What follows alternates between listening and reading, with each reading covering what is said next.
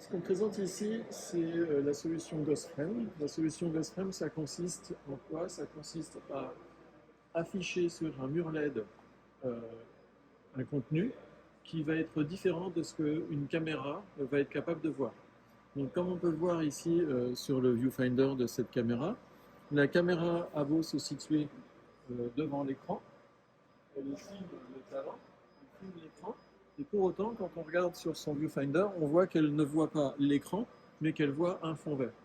Alors, la manière dont on fait ça, c'est en fait, on va venir faire une insertion d'image verte à l'intérieur des 20 millisecondes d'une image, et ensuite synchroniser la caméra juste sur cette insertion d'image, de telle sorte que la caméra ne va voir que cette image fond vert, alors que nos yeux humains, eux, vont voir le reste le reste des 20 millisecondes sur l'image et vont voir le résultat complet. Alors, quel est l'intérêt? Ben, le premier intérêt, c'est qu'on n'a plus aucune contrainte pour tout ce qui est extension de scène, puisque effectivement, on est sur un fond vert, donc bah, ça devient très simple, on fait un garbage mask autour du talent, et puis bah, tout ce qui est le vert, on l'incruste, et puis le reste, bah, on peut aller aussi loin qu'on veut. Donc là, j'ai ma caméra qui filme, si on regarde, elle filme bah, presque plus le fond vert, et puis bah, si je regarde sur sa sortie 3D, on voit bien que j'ai un univers 3D qui est là au complet. Donc bah, j'ai le meilleur des deux mondes. J'ai mon fond vert qui est très facile pour réintégrer mon talent. Et puis bah, j'ai mon infinité de mondes 3D. L'autre avantage du fond vert sur un mur LED, c'est qu'on n'a pas de difficulté pour éclairer ce fond vert. Parce que le mur LED s'auto-éclaire. Donc du coup, on a beaucoup moins de rémanence sur le talent que si on devait faire un éclairage. La mise en place est beaucoup plus rapide. Euh, Alors, ce qui est intéressant, c'est que dans une logique, après on va avoir deux approches, une approche post-production et une approche télévision. Dans une approche télévision, ce qui va être très intéressant, c'est ce que je viens de pointer, c'est la création d'extended set très facile. Mais aussi la capacité de rajouter autant de caméras close-up, gros plan, qu'on va vouloir, qui elles vont voir la même chose que nos yeux. C'est-à-dire que je peux très bien imaginer avoir une caméra qui filme mon talent en gros plan, et cette caméra, elle, on ne va pas lui demander de voir le fond vert, on va lui demander de voir ce que je vois avec mes yeux, c'est-à-dire le mur d'écran.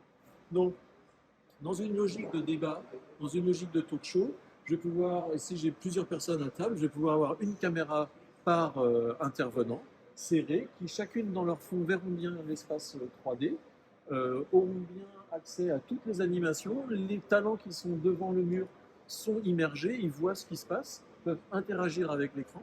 Et pour autant, quand on veut faire des plans larges, eh ben on a, pour les caméras plan large, la souplesse de leur dire bah, toi, tu es une caméra plan large, tu vois que le fond vert.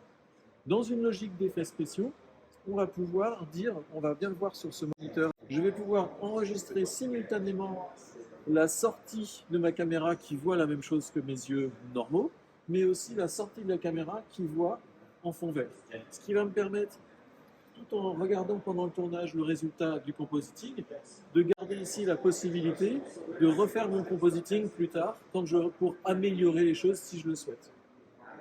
Au passage, on peut voir ici un troisième niveau de technologie qui sont ces patterns qui sont affichés sur le mur. Donc, en plus de ce fond vert qu'on affiche, on affiche également des patterns. Et ces patterns, elles servent à quoi? Elles servent à faire en sorte qu'une caméra comme celle-ci, qui n'a pas de système de tracking particulier, va pouvoir donner des informations de position dans l'espace 3D.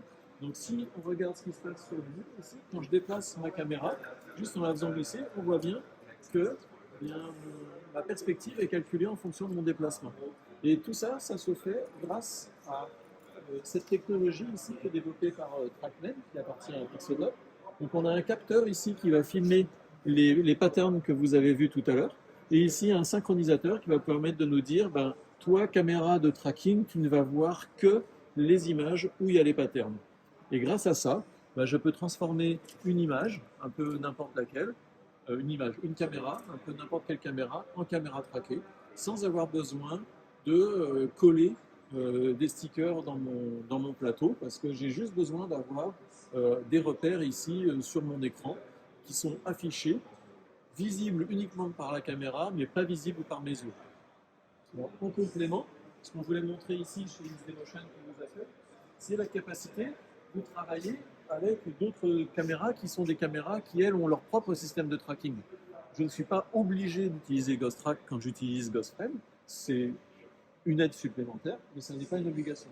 Donc là, cette caméra robot, l'Aircam de XDMotion, de la même manière, si on se déplace ici sur son interface, on verra qu'elle voit elle aussi le fond vert. Alors qu'on voit bien qu'elle est en train de filmer le talent. Donc le talent, il n'y a pas de secret, elle filme bien le mannequin. Le mannequin, quand je le regarde avec mes yeux, il est bien devant un décor 3D, mais pour autant, la caméra, elle ne voit qu'un fond vert.